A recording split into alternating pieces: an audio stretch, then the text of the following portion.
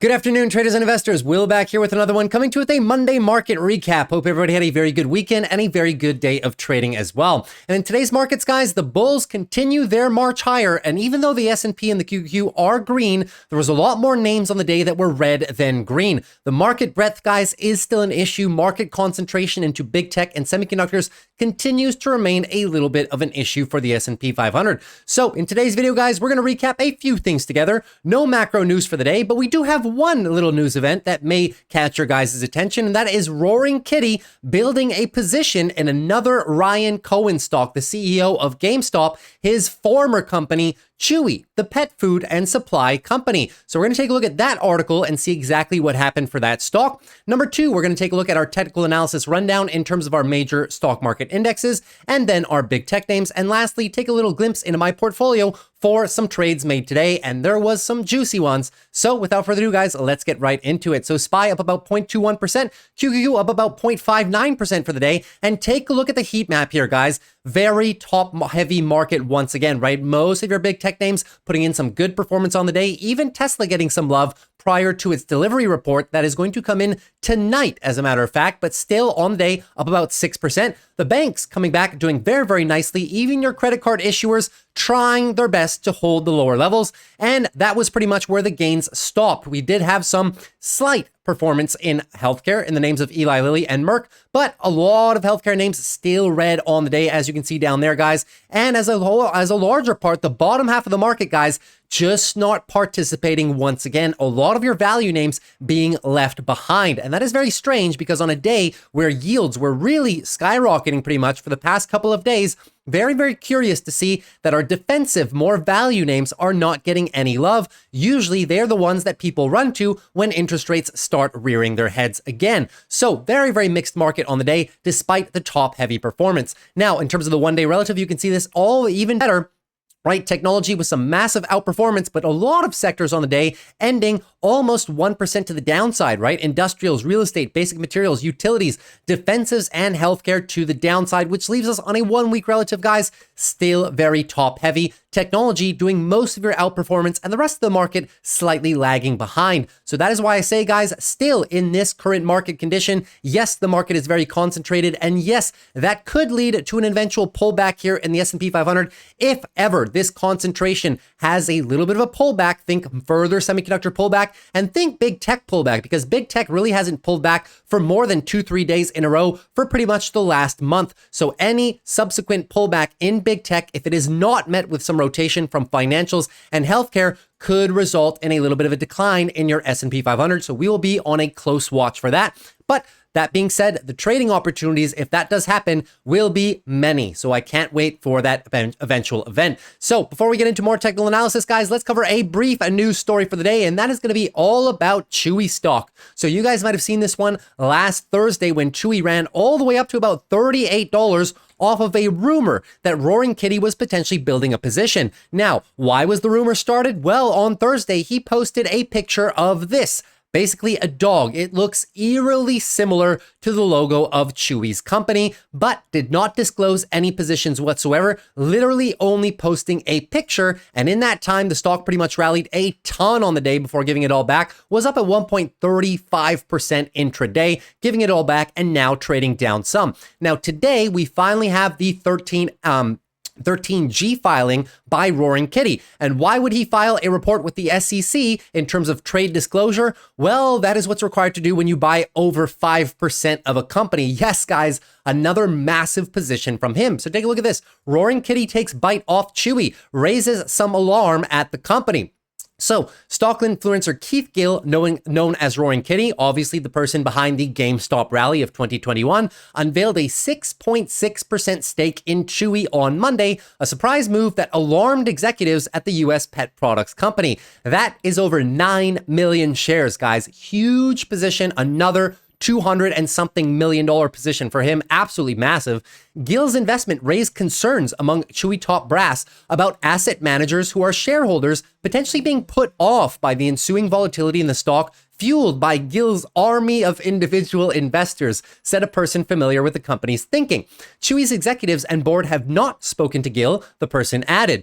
The SEC filing showed Gil bought 9 million shares of Chewy worth about $245 million at the stock's Friday closing price of $27.24, making him Chewy's third largest shareholder. Absolutely massive position here, guys.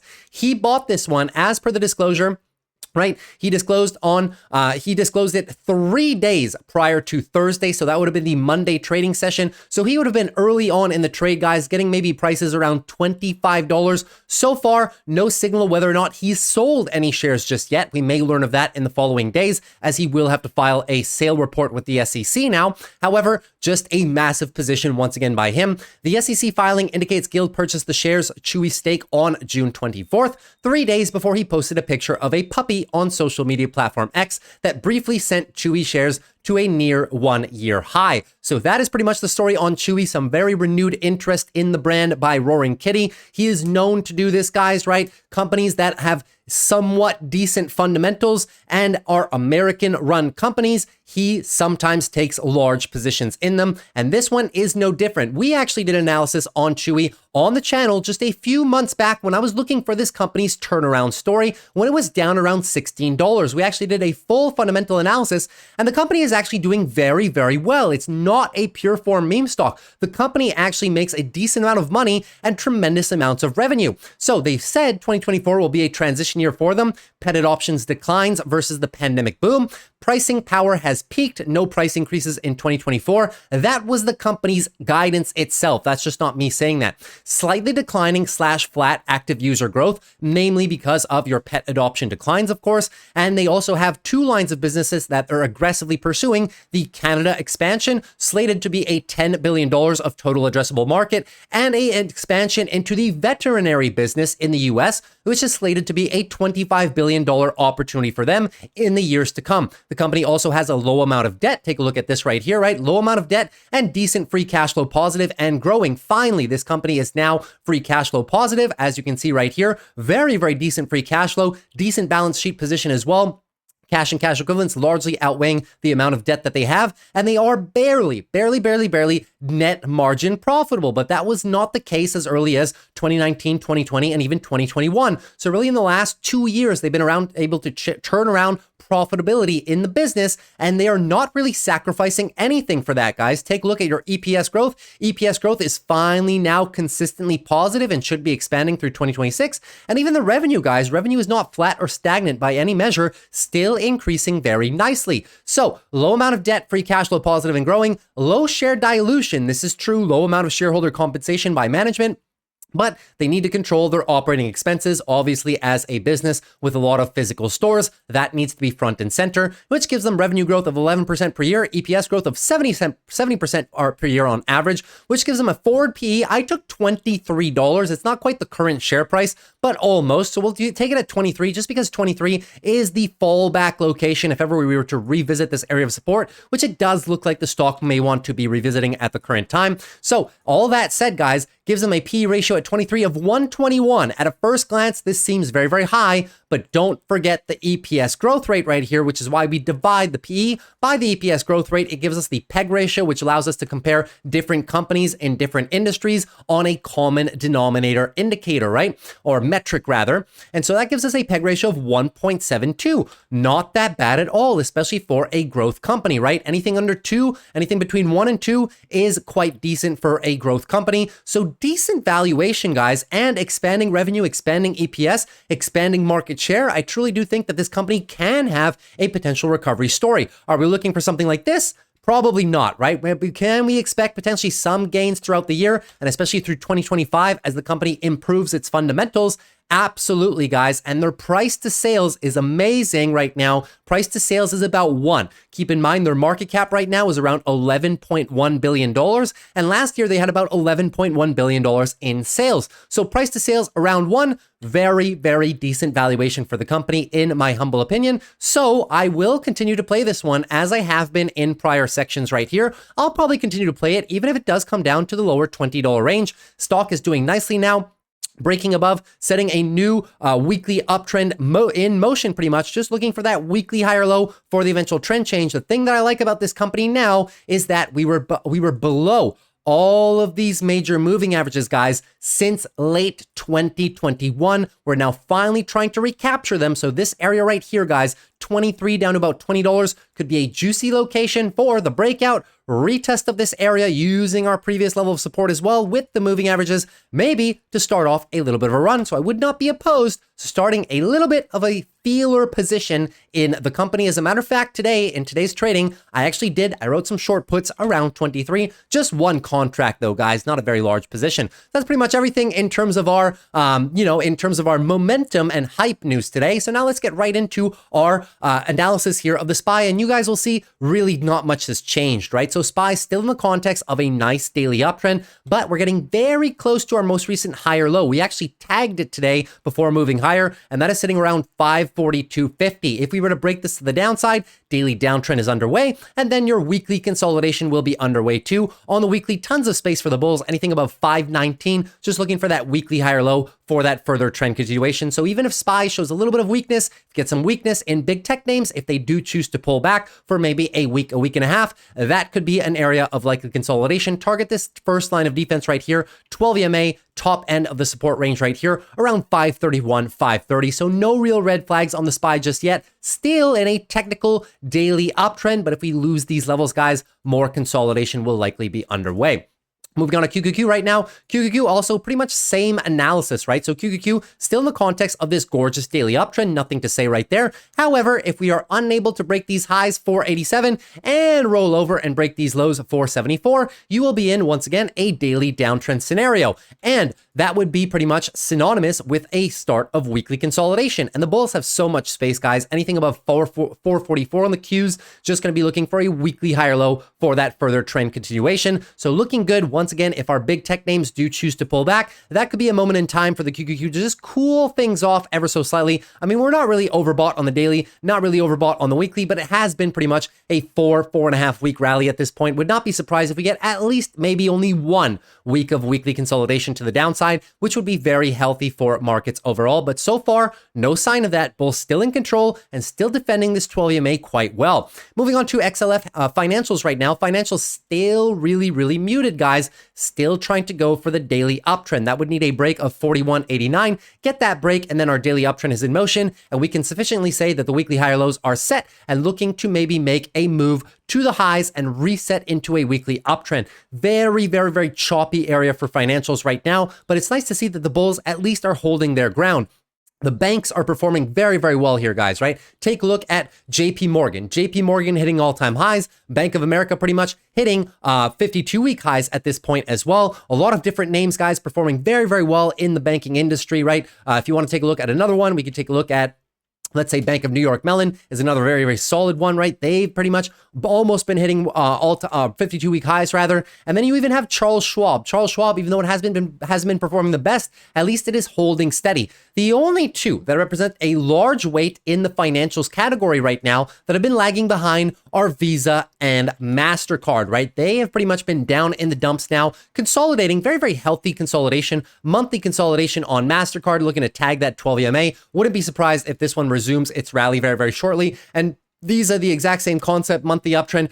Gorgeous retest, huge support area, guys. Gorgeous retest of the 12 monthly EMA right there, looking for the trend continuation. So it's just be a question of time. And if those credit card issuers do start coming back, they will greatly help the financials index as a whole. Quick little tidbit, guys. The reason that they've been dropping pretty much over the past couple of days is because they're still in talks for the ongoing lawsuit the lawsuit's been ongoing since 2005, guys. It's been 20 years pretty much.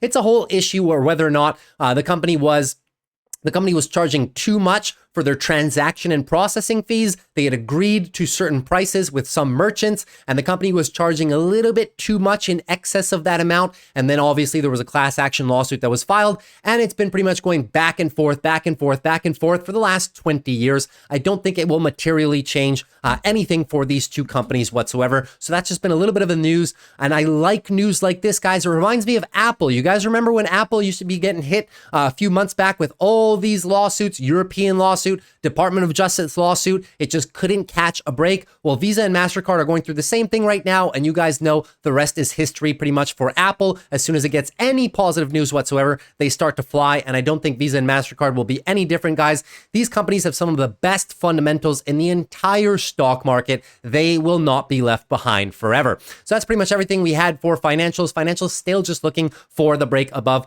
in this location right here. What we got to be careful of, though, guys, to the downside is this location right here, 40.4. Lose that, and unfortunately, the weekly downtrend is maintained. And then we'll be really looking to protect these monthly higher lows, 39.60, to keep this monthly consolidation tight at the top end of the range for a future breakout. Looking at XLV Healthcare right now, healthcare really having a heck of a reversal intraday, right? So take a look at this massive reversal, top to bottom healthcare, 1.8% to the downside. So could not get it done here, guys. In jeopardy pretty much of losing the daily uptrend, 144.57. Lose this, and unfortunately, daily downtrend is underway. And then we will look for a little bit of weekly consolidation. At this point, the bulls do have a lot of space. Anything above 140.7 is just going to be looking for that weekly higher low for the eventual trend continuation, right? So healthcare sector not participating. A lot of your bigger names were down in the red today. Look at all this red in healthcare, only being upheld by a few positive names, Merck and Eli Lilly. But for the most part, very big consolidation day on healthcare. I don't see any major red flags. The bulls have tons of space on the weekly. And if you take a look at the monthly, we showed it as of the last monthly close. But just to paint a picture, guys, just looking for a tightening range above the all-time highs here. Looking for a breakout at any point. But even if we do consolidate a little bit in the early month of July, not too big of an issue here, guys. Where are we consolidating is the most important thing. And we are consolidating above the all-time high range of prior resistance. That is going to be massive support. And I really don't think that the bears are going to be able to get through this one back below this throughout 2024 at all. Now, moving on to semiconductors. So semiconductors, very mixed day on semiconductors. It's been very mixed the last 2 days. Friday up to start the morning and then down the rest of the day. This morning, down and then up to resume the rest of the day. So very choppy market in semiconductors. That's pretty much following the price action of NVIDIA, right? This semiconductor industry, our index rather, SMH, has 25% holdings in NVIDIA. So it's normal that the chart looks exactly like NVIDIA, right? It's literally 1/4 of this entire ETF right here. So that being said, guys, still in the watch for a break of 255.19. Break that, you end up with a new daily downtrend, and then we'll just be looking for further weekly consolidation. We've been, for all intents and purposes, in roughly sideways weekly consolidation for the last couple of weeks. Any further consolidation is still healthy. Anything above 198, guys, looking for that higher low for the eventual trend continuation. I would be targeting maybe the 12 EMA all the way down to this previous all-time high resistance around 240. So 245 down to 240 seems to be the area that the bulls will most likely defend very hard in the short-term future. So looking quite decent. If we continue getting pullbacks, guys, going to be so many juicy opportunities in the semiconductor industry. Moving on to IWM Russell. So IWM Russell down about 0.84%. So today, unfortunately, the Russell is following the yields. Friday actually had a rally, even though yields were up. Today, yields pushing even higher, and the Russell just couldn't buck the trend for that much longer, right? That being said, we are still in a daily uptrend, looking for the higher low, anything pretty much above 198.85, looking for the higher low for the eventual trend continuation. Take back too much of this move, however, guys, you end up with a scenario where they may set the lower high into lower low if interest rates continue their march higher. On the weekly, what are we looking for here, guys? Still looking for the weekly higher low for the trend continuation, but as I said, lose this daily right here, and you may just roll over the weekly. Then we'll be looking right down here, 197.50. Break that. Weekly downtrend is underway, and then we'll just be plunged in further monthly consolidation, trying to stay above this area of consolidation right here, guys, right? Prior huge area of resistance for about a year and a half. Would not want to see the bulls lose that. I still do maintain, though, guys, if we end up in the lower 190s, that is where I'm going to be starting a position on IWM myself to potentially front run the eventual rate cuts later on in the year, which should really bring good things for most of the Russell names. Now, moving on to the Dow Jones. Lastly, the Dow Jones still doing absolutely nothing. So Dow Jones still need to break 39,569 to get that daily uptrend shift back to the bulls. So far, so good, defending the moving averages right here and not breaking below this yellow line, previous resistance, current support levels, holding well above it. So still need to see the bulls clean break above here and really get some of this weekly momentum rally underway, right? We're trying to get this weekly trend continuation. So far, the bulls are defending it nicely, but still a lot of work left to be done on the table. So all in all, guys, no real red flags for the Dow Jones just yet. That would come if ever we really break hard below this green rectangle right here, which Can I extend it? Yeah, let me extend that right here. If we break down below this area right here, which is the bottom of which 38,250, that would be very bad. That would be a weekly downtrend in motion and just heading us into further monthly consolidation. So all in all, no major red flags. The bulls just a little bit soft. Now, pushing down into our big tech names, shall we? So moving on to Apple. Apple, another massive green day here, guys. 2.91% to the upside, erasing all of Friday's red. So your daily uptrend march by the bulls tries to be continued, right? I'll remind you, daily downtrend was underway here. What do we have now? Huge engulfing move to the upside, looking very, very good. And look, new daily uptrend pretty much set in one single day of trading. Daily higher low is right here, 210.67. So as soon as this move tops out, any move lower, going to be looking for a higher low. Anything above that, just going to be looking for a higher low for further trend continuation. What we would love to see Apple do in this context right here, if you want to see them push, need to see them break above 218. Give me a break and close above 218, then you can then use that area of support to continue a potential leg higher. Apple, little bit too high for me. As I was saying in the previous weeks, guys, I really like Apple closer to 205, 200. But unless we get a significant SPY and QQQ weekly consolidation, like a week and a half of red, I really don't think Apple is going to start revisiting those levels on its own, just because the renewed bullishness from their new AI potential upgrade cycle into next year is leading analysts to push Apple's valuation even higher, as that may be the one thing that is needed to really boost that flat revenue that they've been having for the past 6 quarters. Now, moving on to AMD. AMD also was looking fairly dire in the morning, right? So AMD out of nowhere, it always does this almost every single morning. I pointed this out last week, right? Look, every single morning, pretty much, AMD has a massive drop at the open and then recovers. Massive drop at the open, massive drop at the open, massive drop at the open, I can keep going on, guys. So either someone big is selling, right? And some big institution is selling at the open, which would be my best guess for the reason why it drops so hard throughout the morning and then just gets bid up the rest of the day, right? So AMD still struggling here, guys. Unfortunately now, because we did set the lower low, it is a new daily downtrend. This new area, right, becomes your current support level right down here, right? And it pretty much lines up with these guys right here, talking about roughly 155. 155 seems to be the area that the bulls want to defend the most. And what we need to see from those bulls, if they want to reverse this, is, well, now they need to do everything from scratch, right? So daily uptrend was in motion. They lost it with the lower low. Now we have to start brand new and set up for a new daily uptrend. The one thing that I would love to see AMD close above, we have not been able to close above in the last 3 weeks of trading above the moving averages. So I would love to see a close above 162. Give me a hard close above 162, and we can talk about starting to attack those higher 170 levels. But as of now, the bulls just looking fairly weak, but that's good for all of us who are looking to sell short puts in the maybe lower 150s to high 140 levels. Such a juicy area for a swing trade, in my opinion. On the weekly, everything looks exactly the same. Still weekly tightening consolidation. So eventually this will break hard one way or another. Obviously, if we get the big break to the downside, your next big support levels becomes the 140 down to 130. And if we break this to the upside, guys, we'll watch out. 175, 180 should be coming quite quickly. Now moving on to Amazon. So moving on to Amazon with a heck of a day recovery today, 2.04%, acting as if Friday did not even happen. Looking very, very good is Amazon above the all-time highs right now. So daily uptrend clearly in motion. Daily higher low was set with the trade of Friday, and now we're looking to continue that daily uptrend higher. That would need a break of 199.69 to maybe finally give us those $200 psychological levels. So all in all, Amazon looking extremely strong. However, if we do continue a slight little pullback into a daily downtrend, guys, I love this area for a retest. Give me back 190, 189 on the retest of this level. Juicy little swing trade opportunity to continue Amazon's trend to the upside, in my humble opinion. Weekly uptrend is absolutely gorgeous, which is why I say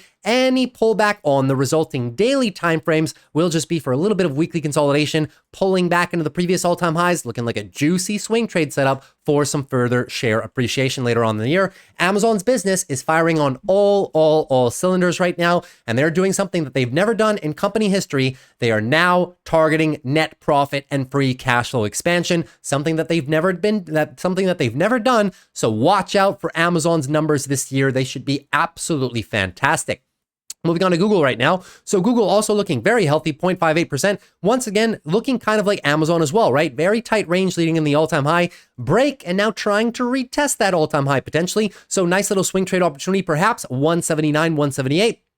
right? The entries go here. The stop loss goes below our most recent low, 175. And then we're targeting the all-time high break and further, potentially all the way to our 200 psychological level, all the way up here. So looking very, very strong on the daily, looking very, very strong on the weekly as well, right? Any extended pullbacks on this daily time frame, even if they do, would just be looking for a weekly higher low, anything above 171, looking for that weekly higher low for the furtherance of the uptrend. Looking very, very solid. No red flags at all on Google at this current time. I will be looking for any and all dips, guys, to be writing short puts. If we come down into this area, 179, may just be looking for maybe the 176, 175 short puts. Seems like a good trade for me. Moving on to the Meta right now. So Meta looking not too bad today. Was down a lot this morning, though. Look at this opening candle on Meta, right? Big opening down candle, 2.5%, and recovered everything and ending green. So very, very nice day by Meta. Really doing a great job of protecting the higher lows right here around 493. They did not break it. So daily uptrend still in motion. The bears pulled back a lot, but the bulls still do have a little bit of chance to start attacking this higher resistance, which is your all-time high. This pretty much starts 515 all the way to 530 seems to be an area of congestion. The bulls may have a little bit of a difficulty getting through, so need to see that upswing. However, if we lose this level in the next few days, daily uptrend is lost, opens up the door for daily downtrend, and then we may start revisiting some of these lower levels right here, looking for the weekly higher low in this location, guys, 480 down to 460. If I do see these levels again, I will be playing Meta stock aggressively because I do think that this represents a juicy swing trade opportunity for the company. Company's fundamentals, guys, are absolutely amazing. I mean, even at $500, the peg is literally only a 1.23. It's absolutely nothing. Why? Because Meta's profitability has never been better. Look at this EPS expansion, crazy EPS expansion, crazy revenue expansion as well. And look at this free cash flow, guys. Their free cash flow is absolutely ridiculous over the past year, really dwarfs any prior years, maybe even just except for 2021, right? So very, very strong company right now. Moving on to Microsoft right now. Microsoft, very, very healthy day, 2.19%, breaking through to new all-time highs. Microsoft looking very good. Daily uptrend, no secret there, just continues as of today. So your most recent higher low is right here, 446.77. As soon as this move is topped out, going to be looking for a higher low, anything above here for the eventual trend continuation. So Microsoft looking very, very solid, guys. But let's say SPY and QQQ takes a little bit of a breather and our big tech names choose to pull back and we get a daily downtrend. Is that a big deal, guys? No, because look how much space we have on the weekly. Anything above 404, just looking for that weekly higher low for the further trend continuation. I would love if SPY and QQQ have maybe a 1.5 week off. I mean, at this point, it's a little bit away, 5-6% for Microsoft. Usually Microsoft doesn't drop that hard, but in the event that they do, let's say they come down closer towards 435, 430, could be tempted to make a little bit of a swing trade opportunity for that juicy trend continuation. Fundamentals on Microsoft are absolutely gorgeous right now. No reason to be nervous about this stock at all, in my opinion. Moving on to Netflix right now. So Netflix down about 0.19%, just consolidating in a very healthy fashion at the top end of the range right here. So looking very good, right? Daily uptrend underway. Now we're kind of in a bit of sideways consolidation. So one of two things is going to happen. If we break 663 to the downside, that is a daily downtrend shift and just leads us into a bit more weekly consolidation. The bulls have a juicy amount of space though, guys. Anything pretty much above 627, just looking for a weekly higher low for that further trend continuation. And this first line of defense is quite solid, guys, right? This line right here, 655, prior resistance for about a month's worth of trading, now going to be acting as good support. But even if we break below that right there, guys, right, there is such a solid level below us, which is where we came from initially. That's that whole level right here, 635 all the way down to 608. Going to be very, very difficult for the bears to just crash through this, right? So first line of defense right here, and at worst, we come down and retest this higher range, 635, 630. Could be a juicy opportunity for Netflix. Either way, looking extremely strong, guys. This company's fundamentals are absolutely amazing as well. I would not be surprised if we simply just continue this weekly uptrend in motion and eventually hit the new all-time highs because we're really right there, guys. We're only a few percentage points away right now. Moving on to NVIDIA, give me a very quick second. And let's take a look at NVIDIA. So NVIDIA was down on the morning, guys, and I was telling you guys last night in the top 5 options plays to look for these types of moves, especially coming into our expected move of 118.31.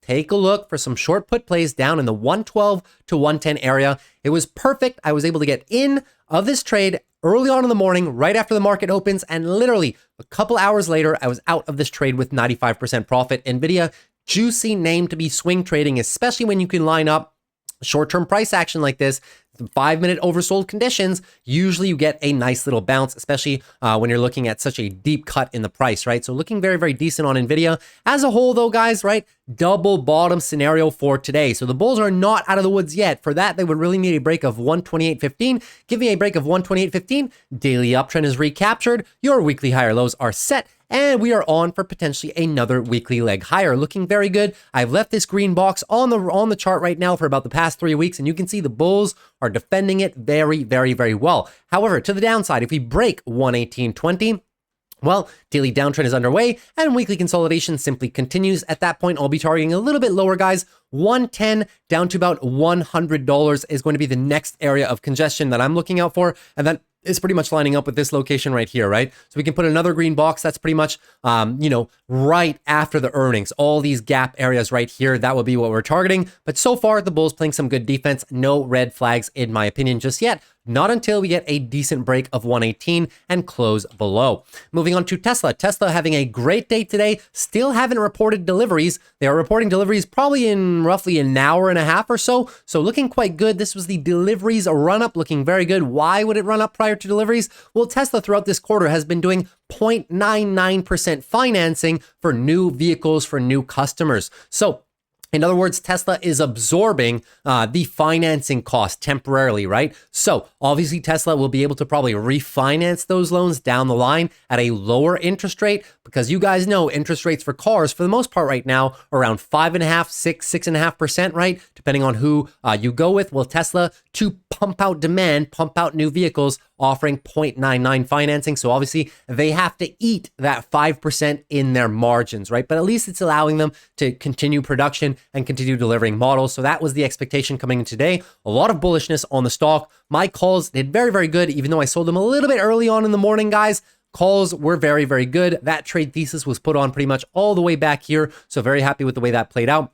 Moving on, Tesla, very, very nice daily uptrend, creating a lot of space, guys. Anything above 180.2 on any pullback, going to be looking for a higher low for continued trend expansion, looking very, very strong. So in the event, guys, that deliveries come in really better than the expectations right there, you could see a move tomorrow right into maybe 220. That would not be surprising for Tesla. And in the event that deliveries are worse than expected, then we may just see a little bit of a pullback, guys, and tons of space for that pullback. Keep an eye, first stop, probably your 200-day moving average, this green line right here at around 196. And then obviously we have tons of space down below here around the 190 level for another level of support. Looking very, very strong on Tesla, if I do say so myself.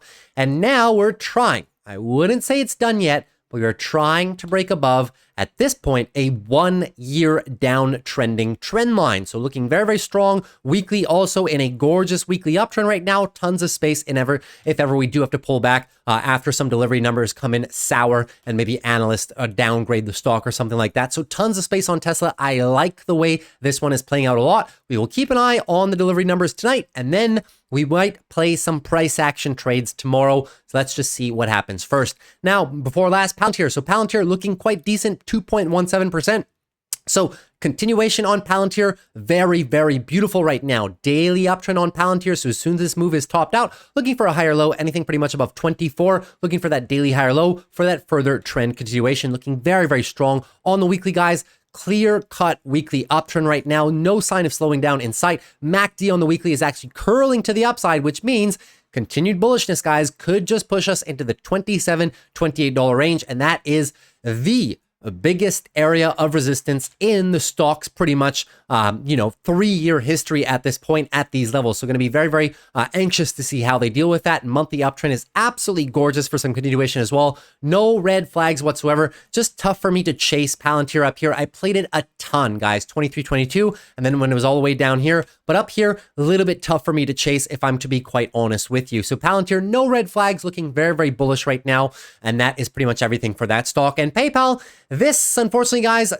because of a lack of popular requests, this is probably going to be the last video where I cover PayPal on a daily basis. The only reason that I started covering the stock on the channel early part last year is because it is retail's one of retail's most actively traded stocks. So I figured that maybe a lot of viewers may be interested in the day-to-day price action activity of PayPal. However, with the stock not performing too well, the fundamentals not changing too much, I figure it is maybe time to replace it with a name that is perhaps moving more. So if you have any suggestions of what stock you would like to see replace PayPal, definitely leave it down there. There's a few that come to mind, a few great names in the stock market right now. Obviously, our list is mostly tech exposed, but we can potentially put, something like a Visa or a MasterCard in there, something like a Costco in there, any stocks that are very, very solid. I want high quality companies, not just names that are popular with retail, right? Because we're going to be looking to trade anything in this list is something that I'm looking to trade with size, essentially, right? So that is what I'm looking for, guys. Still open to suggestions, right? There's a ton of them, right? We could throw in,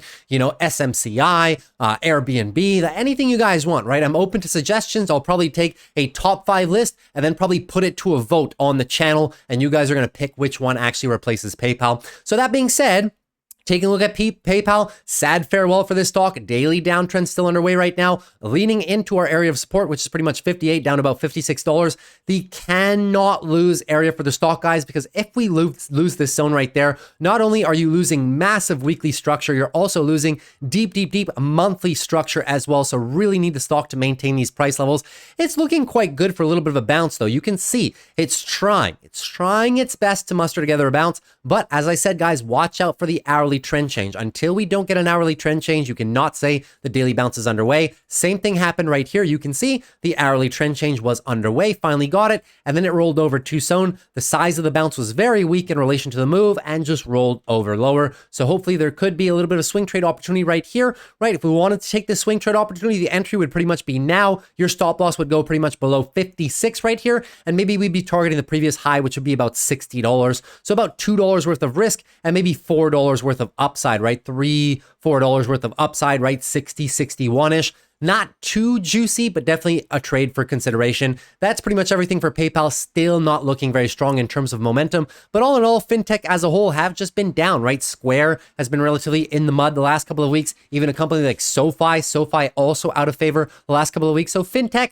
just not performing the best as of recently. And that's pretty much everything that I had for you guys today in our stock market rundown. Now let's take a look at some of the trades I made.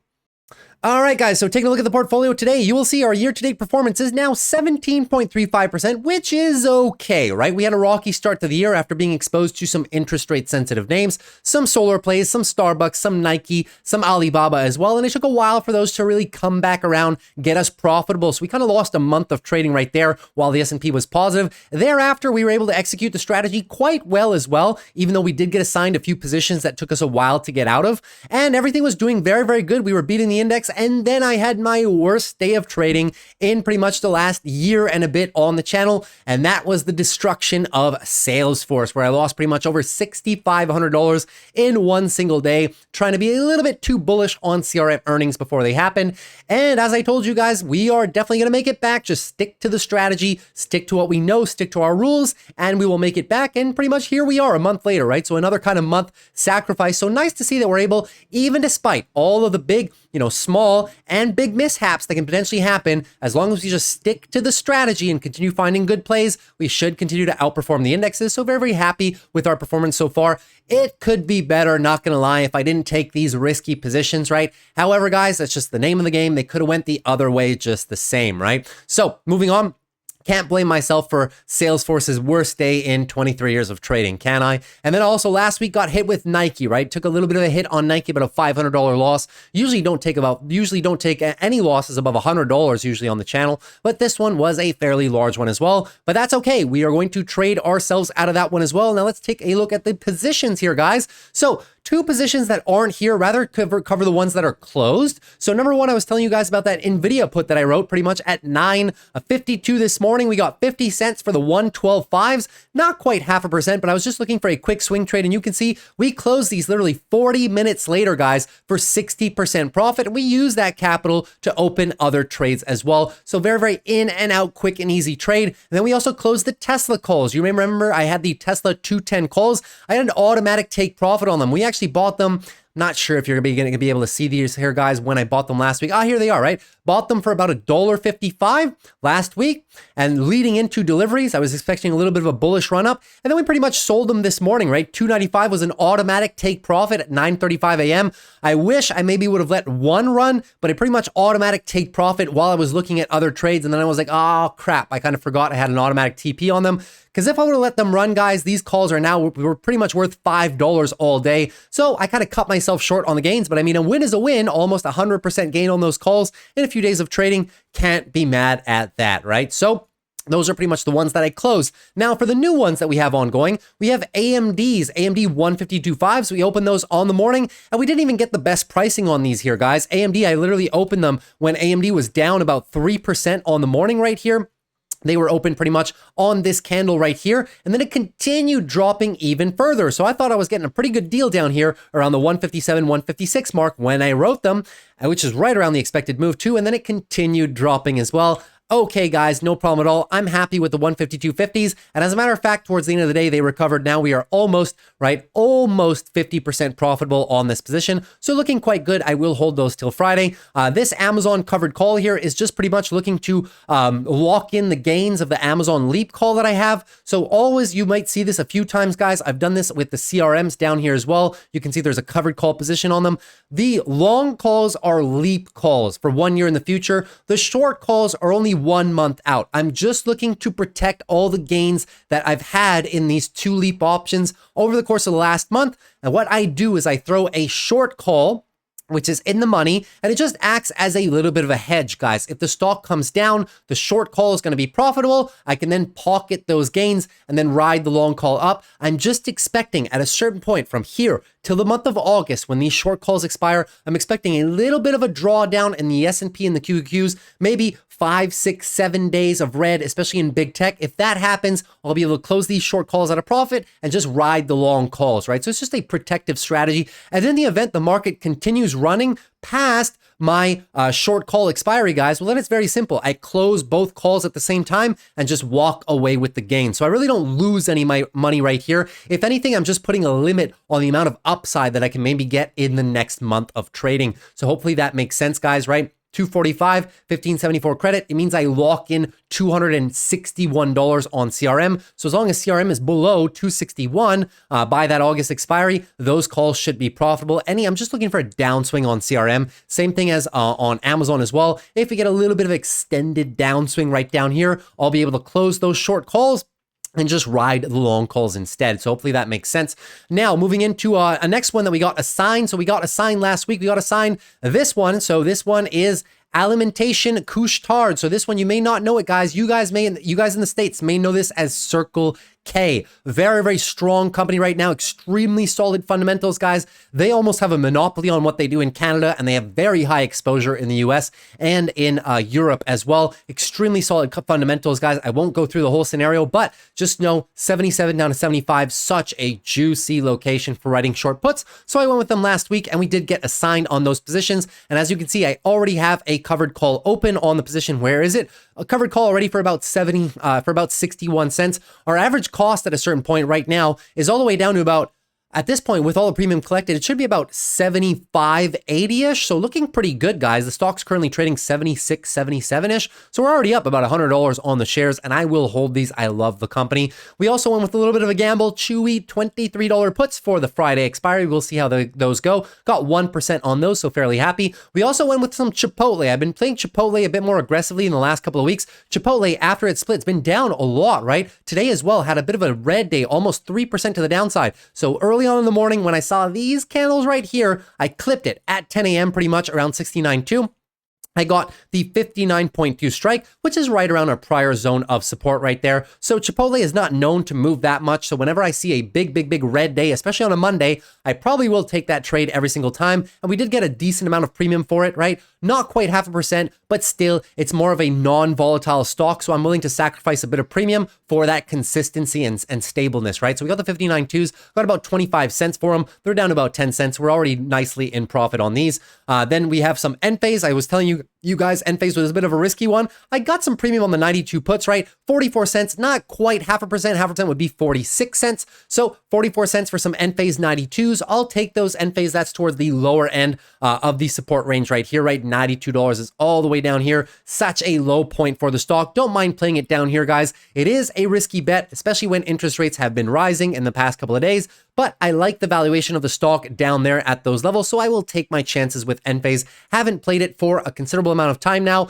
and I just figured now it may just be the time to take some risk now that it's in the 90s, even 80s, guys, would be a decent range for this one. Now, looking at Square. Square, I added a DCA position in here, so I wrote the 61 puts. It was in yesterday's video as well. So Square 61s below the expected move of 62.31, right in line with our prior big area that we came into last month. And then pretty much this lower area right here. So working with almost at this point, right, 6 months worth of support. And this whole area, guys, pretty much this whole 60, 61 down to about 52 area, such a strong area. So I already have some shares at 68 right there. We averaged down with all the premium collected. That average is now about 65.50. So I figured I should throw a little bit of a 61 at it and see if ever we get assigned or not. Would not mind picking up Square even at these levels. Got 30 cents for those. So roughly 0.5%. It's already doing well. Then we got the Square 66 covered calls for this week, which is it's below my assignment price of 68, but it's above my average cost now. Just looking to farm as much premium as I can here, guys. So I want the stock to stay below 66.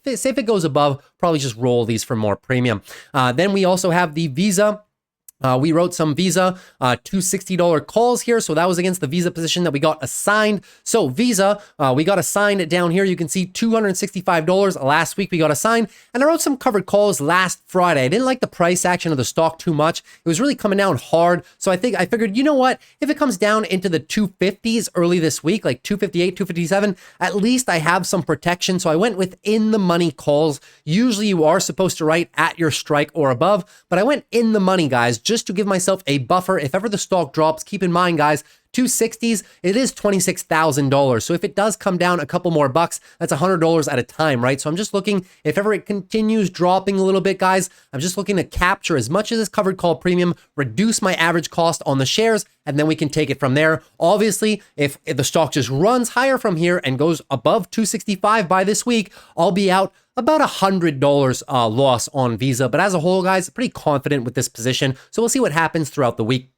Now, that's pretty much everything, I think. Still have the CLH calls right here. I have the Nike calls that I bought last week that I think I showed you guys, right? Those are doing quite well. $80 calls all the way out in October. Got a decent price for them. We're currently up a decent amount. Let's call it about 20% on those calls. So I'll leave them. Just looking for Nike once again to pull kind of like a Starbucks, right? Just looking maybe for bottom and start of a nice tiny little uptrend. Try to recapture some of that. Just trying to get something exactly going, kind of like Starbucks, right? Not going to be a fast move by any means, but that's why I have about a couple months of time on those calls, right? So looking to make the most of those calls. Then we did add some swing shares. So we added some 2 shares of MELI. I keep telling you guys, MELI, one of my favorite growth stocks in the entire game. They were down 4% today. I was saying anything with a 15 handle, guys, 1575 down to about 1500. Juicy location to be picking up some shares. So true to my nature, I had picked some up on the channel prior in this location. I believe this location right here, and DCA'd a little bit. And then we sold them all the way up here after earnings. Now just getting back in and looking to swing this one once again. So that's the notion behind that one. We also picked up my favorite gambling stock in the entire market, EVVTY. Peg ratio on this one is very good. Monthly tightening range, looking for the trend expansion eventually. Really come down as of lately, right? In the past couple of months or bit. Nothing wrong with this company whatsoever. Fundamentals are gorgeous. We've covered it on the channel before. At 104, PEG is about 1.33. Look at these net margins, guys, right? Look at these net margins. These are Visa and MasterCard net margins. 55, 56% net margins. crazy free cash flow as well. And then take a look, guys, consistent EPS growth, which is what I like to see, and consistent revenue growth as well. Nothing wrong with this company, just a little bit underappreciated. So I figure I should throw a little bit of a swing trade position at it. That's pretty much everything, guys. Other than that, what do we have? We still have some debit spreads down here. So I'm going to cover all these quickly too. So we still have the Ulta. This is the bull put credit spread, right? So the 380s versus the 377.50s, still holding those. Need Ulta to have a little bit of a pop for us to get profit on these. We still have the bull call spread. This is a debit spread for calls pretty much. The expected profit, maximum profit per contract is about $500. We paid $200 each. So about a 2.5 to 1 risk to reward. As I said, need Ulta to really start popping up for us to get that. Really need to see it pop above $400 for us to really start getting some juicy returns on those. Just looking for eventual bottom out and then pop above, which is why I gave ourselves about a month's worth of time, right? Still about a month's worth of time on these. MasterCard debit spread, those are not new. Right, the bull credit spread, excuse me. And also we have the Visa, same thing, bull put credit spread right there. And pretty much the only one that I added today is a new one, ASML, the 980 versus 975 bull put credit spread. So looking very good. I was surprised that I got that pricing. ASML giving some very good pricing. Why? Because the share price is so high. There's so much spread on these options chains that if you just put a bid, sometimes the market maker will work between the options contracts and fill you. So 980, 975 all the way down here for me to lose money by the end of the expiry. And I took the August 2nd expiry on those and I got $1.82 for them. That's fantastic, guys. I always tell you guys, look for 1/3 of the width of the spread. So if the spread is $5, you need to see 1/3 of that. So 182 is what I got divided by 5. You can see well above 33% on those. So very happy with the pricing I was able to get on those put credit spreads. Very happy with that indeed. So we have a couple credit spreads running, one debit spread. You know, we're changing it up. Swing trades on shares. We have some straight call options like the one on Tesla I did. And for the most part, though, the major part of the strategy still remains the wheel, right? So altogether, looking very good. I hope you guys enjoyed that. Sorry for the longer portfolio rundown, but we hadn't did one on Friday, and I figured I should update you guys with all of the juicy trades, as that's where I usually show all the swing trade opportunities throughout the daily market recaps. I don't really say, oh, here's a swing trade opportunity, here's a swing trade opportunity, but if you look at my trades, those are the swing trade opportunities, right? So hopefully you guys enjoyed today's video. If you did, consider dropping a like. Would really appreciate it for the growth of the channel. Consider subscribing to the channel if you're new. We'd love to have you here. We do these every Monday to Friday after the close. And lastly, guys, if you have any questions at all, please feel free. Leave them down below in the comments. Anything you want. If there's a stock you want me to look at, technical analysis, an options play you're considering, macro discussion, anything you want, guys, leave it down below in the comments and I'll get back to you within 24 hours. Take care. See you tomorrow after the close, and peace.